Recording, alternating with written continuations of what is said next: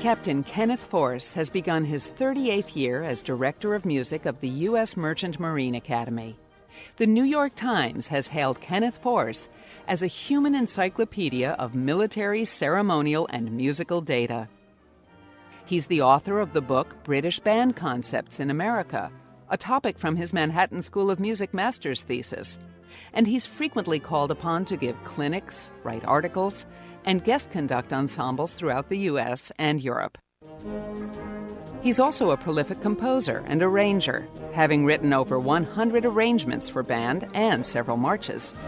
The state of New York commissioned him to compose a full cantata for chorus, soloists, and band based on the 1789 inauguration of President Washington, and another based on the life of Martin Luther King, Jr.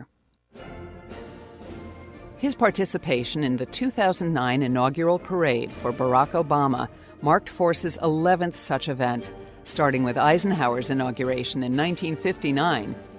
For some 30 years, Force pursued the idea of creating a statue to honor the great March King, John Philip Sousa, as none existed.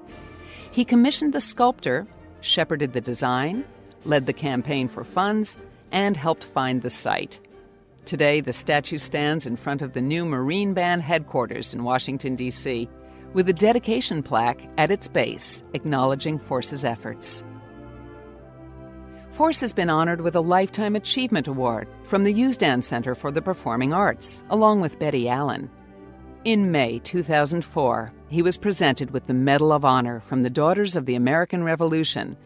They cited him for his dedication and service to the arts, historic preservation, and patriotism.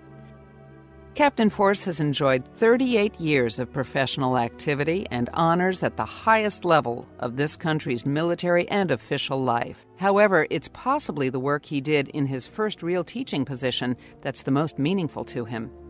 In 2009, he was asked back to Portchester High School in Westchester, where, fresh out of Manhattan School of Music, Ken Force took a job as band director. And I can honestly tell you, every day that I ever was privileged to teach in Portchester, I walked in every morning with a thought in my head, what can I do to make a difference today? He brought the band to national prominence and instilled in them the highest ideals of musical excellence. Many of his former students are now music educators, department chairpersons, school principals, professional orchestral musicians, and arts administrators, all forever changed by his influence. Captain Force opened me up mentally and emotionally to music, which I think was a big influence on me to want to go ahead and pursue music as a career. Somehow I knew from especially my time with Ken Force that I wanted to bring this forward and to keep things going in Portchester, and I've been so fortunate that I've been able to help succeeding groups of kids be part of the same experience that I was part of.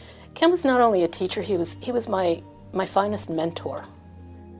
Ken taught me more about life and more about how to become an adult and how to function in the world so that I could be successful than any other mentor that I have.